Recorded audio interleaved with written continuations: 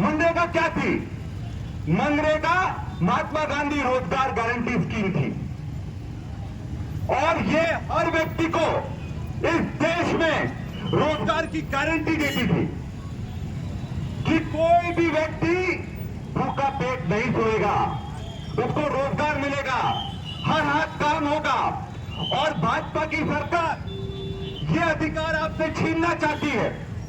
कैसे छीनना चाहती है? ये सिर्फ महात्मा गांधी का नाम बदलने की लड़ाई नहीं है, ये उनके साथ साथ जो नई योजना भाजपा की सरकार ला रही है उसमें केंद्र सरकार का योगदान ना के बराबर हो जाएगा। गांधी का नाम परिवर्तित करा जा रहा है। जो भाजपा की रोजगार गारंटी है उसमें केंद्र सरकार सिर्फ 40% का जवाबदारी लेगी और 60% की जवाबदारी, जो कि पहले सिर्फ 10% की थी, 60% की जवाबदारी राज्य सरकार की हो जाएगी। और आप जानते हैं कि मध्य प्रदेश में क्या हालत है। मध्य प्रदेश में सरकार के पास पैसा नहीं है। हर एक महीने में 5,000 करोड़ का लोन ले रही है सरकार। रोजगार गारंटी अच्छे से चल रही थी, सबसे ज्यादा किसी को फायदा होता था तो हमारे आदिवासी भाई बहनों को होता था कि यही काम मिल जाता था, बाहर दाड़की करने के लिए नहीं जाना पड़ता था। पर आज धीरे धीरे कर इन्होंने रोजगार गारंटी स्कीम को बंद कर दिया। आज भी जिले पर करोड़ों रुपए बकाया है, पूरे प्रदेश पर करोड़ों रुपए मनरेगा का बकाया है, पूरे देश में करोड़ों रुपए का बकाया चल रहा है।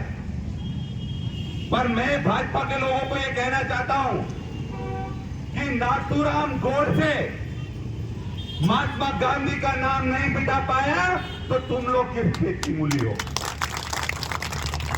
और अगर ये नाथूराम गोडसे के लोग सोचते हैं कि महात्मा गांधी का नाम मिटा देंगे तो ये बहुत बड़ी भूल है। यहां महात्मा गांधी को इस देश में भाजपा के लोग गाली देते हैं, आरएसएस के लोग गाली देते हैं और विदेश में जाकर उनको फूल चढ़ाते हैं। होता है कि नहीं होता?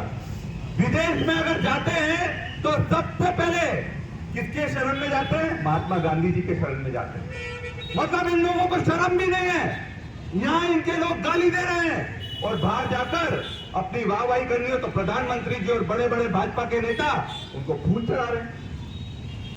महात्मा गांधी जी का नाम मिटाना है तो नोट पर से नाम मिटाकर दिखाओ, नोट पर से नाम मिटाकर दिखाओ, वो तो पैसा है। और ये भाजपा के लोगों के लिए तो बाप बड़ा ना भैया, सबसे बड़ा रुपया। तो आप उस पर महात्मा गांधी का नाम और फोटो छपा हुआ है, कैसे मिटाओगे? इन सबके बाप अडानी बैठे हुए हैं जो धन्ना सेठ हैं। एक तरफ नरेंद्र मोदी एक पेड़ मां के नाम बोलते कि नहीं बोलते? आप देखोगे यहां शहर में भी भाजपा के लोग एक पेड़ लगाओ, पेड़ लगाओ, पेड़ लगाओ, ये करते रहते कि नहीं? खुद पेड़ काटेंगे, उसके बाद बोलेंगे पेड़ लगाओ, अरे हम तो सामाजिक काम कर रहे हैं, यही करते हैं ना। अरे पहाड़ियों पर पेड़ लगाओ, पहाड़ियों पर पेड़, पता चला अभी जाकर देखो एक पेड़ नहीं दिखेगा। होता है कि नहीं होता? तो आप समझो दोगले लोग हैं।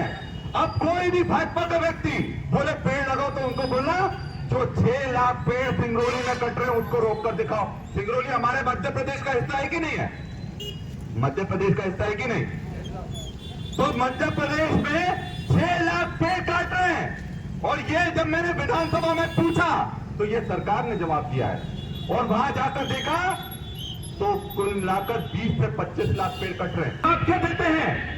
जवाब देते हैं हम तो विकास कर रहे हैं। उनका मंत्री बोलता है कि आपको तो खुश होना चाहिए, हम विकास कर रहे हैं। मैंने उनको बोला ये विकास नहीं, विनाश है। हमारे आदिवासियों का विनाश है, पर्यावरण का विनाश है। और जब पर्यावरण नहीं बचेगा, जब रोजगार नहीं बचेगा, जब मनरेगा नहीं बचेगी, जब गारंटी नहीं बचेगी तो फिर क्या करोगे आप लोग? नहीं बोलना चाहिए। आदिवासी किसको पूछता है? जल जंगल जमीन को पूछता है कि नहीं पूछता? तो जो जिस चीज को हम पूछते हैं, जिस चीज की पूजा करते हैं, उसी को अगर ये खत्म कर रहे हैं तो भाजपा हमारी सगे होगी क्या? हमारी कभी भाजपा सगे नहीं होने वाली। और इसलिए याद रखो, लड़ाई हम सबको लड़ना पड़ेगी। एक जन से काम नहीं होगा कि हम लोगों ने लड़ ली तो काम हो जाएगा। और आपको यह भी बता दूं, आगे चुनाव ही नहीं होंगे। जिस तरह से ये चल रहा है, आगे चुनाव ही नहीं होंगे। बस उन्होंने सोच लिया इसको विधायक बनाना, वो बटन फर्जी बनाकर का विधायक बन जाएगा, सांसद बन जाएगा। तो जब आपकी आवाज उठाने के लिए, मतलब ये आखिरी तक ये मत सोचो कि अभी चुनाव 2000 अभी लड़ाई चालू हो गई है। अगर हमने अभी लड़ाई लड़ ली तो आपके वोट का कोई मतलब रह जाएगा।